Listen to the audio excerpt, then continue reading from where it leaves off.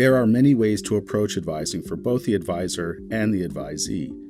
If you have not worked with a faculty advisor before, you may not have given much thought to the ways faculty approach this experience.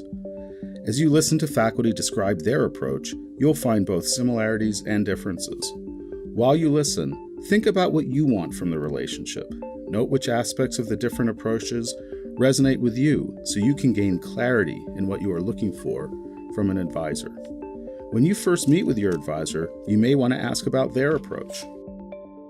My approach to advising students, the first thing I want to do is get to know the student's interests. I want to know what the student expects from the program, what the student wants. And usually it's kind of a big picture, where are you coming from? Where do you want to be going? And I don't expect the student to know that exactly, but I really want to get a feel for like who they are as a person and what their kind of hopes and dreams are in the big picture, and then kind of go down from there to the nitty-gritty details of taking concrete steps towards realizing those dreams.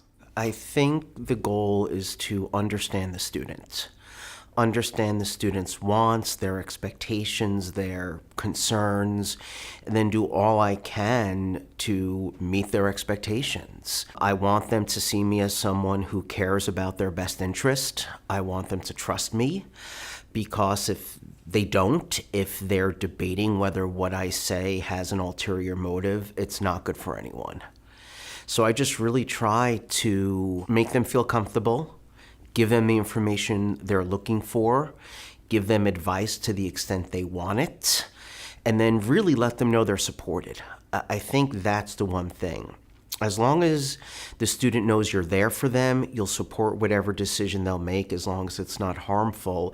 I think that puts them in an area of comfort, which will lead to them making better decisions. My approach to advising graduate students is that they're adults, and so they should have as much advising as they want, but not necessarily be dragged into an advising relationship if they're not interested in that. I guess one thing about that is it does mean that I expect the student to take a certain amount of initiative with regard to the advising relationship. My advising philosophy is that it's not only critical to a student's experience in graduate school, but it's also critical to the faculty's role as a mentor. So the philosophy is that it should be a two-way relationship, that both parties should get something out of this relationship. And ideally, I learn as much from my advisees as they learn from me. So my approach to advising is to really try to be in touch, communicate with the student as much as possible, but make clear to the student from day one that they need to be proactive in reaching out to me. I'm available most times. I can usually make my schedule flexible for them, but they need to be taking the initiative to reach out to me. Once I find a match with students, students find a match with me, then I try as hard as I can to involve students in my research through assistantships, and I encourage them to go to conferences and engage in other professional development activities, because especially for the students who are interested in getting tenure track jobs in academia, that's what they need to be doing to be successful in the job market. So, you know, I try to be accommodating and open and friendly to students. I have invited students over to my house many times to have get-togethers. I try to help encourage them to build community. So I try to build a relationship and a community among my students. Most topics that interest us in political science in my field, there's a lot of different ways to approach a question or a research area. And so I try to guide the student towards a version of their question that they could best build upon with their strengths. I also try not to speak down and through my advising, but really to treat my advisees as colleagues, of my equal in a lot of sense, right? Of me as a person who helps to guide them as someone with more experience, as a mentor, and not as an overlord of some sort, right? Of really trying to guide this person into the profession. I guess my philosophy is, what can I do to help you achieve your goals, given that I think you're trying to become a political scientist, because that's what I do.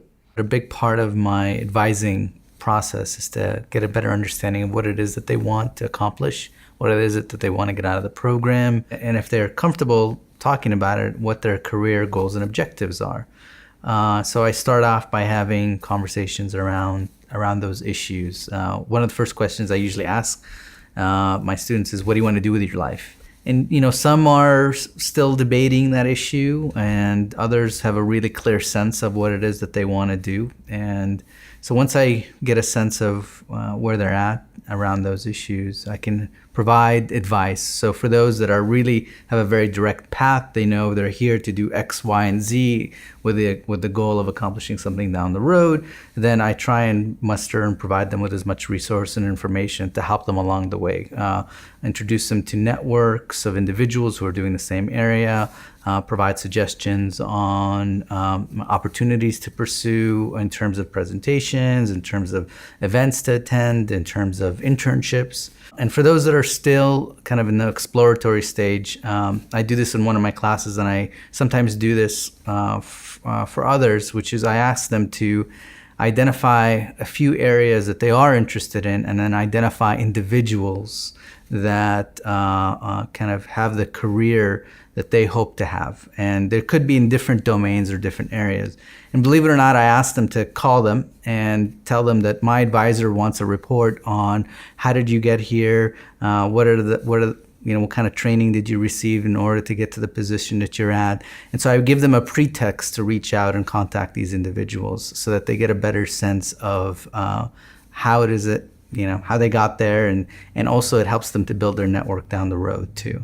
So that's just kind of some of the active things that I try and do when talking to students about career goals and objectives. I feel like I have to know the student first, so for each one of my advisees, when I get them assigned to me, I contact them and try to set up an appointment so that I can get to know them. Their background. I know their name and what their fields are, but get a sense of who they are and also what their objectives are if they know in advance. Sometimes students in the program, they don't know exactly what they want to do, but they have an idea that can possibly change. We talk and we go over, what some options are, and what I see in terms of classes and emphases. And it depends also whether they're in the education area or if they're in applied women's studies, which is different because they do internships and these kinds of things. So it's basically getting to know the student first. So I think that the most important thing really is to start thinking about their career goals early on as they develop their plan. I think that it can be really effective to talk about how they position themselves in the courses, how they make the most of projects within the classes as well. So I think that that's a really good opportunity. We have a career staff at the Drucker School that can help them and make appointments for them, whether it's over the phone or if they even want to come in person. We have a lot of flexibility in that regard.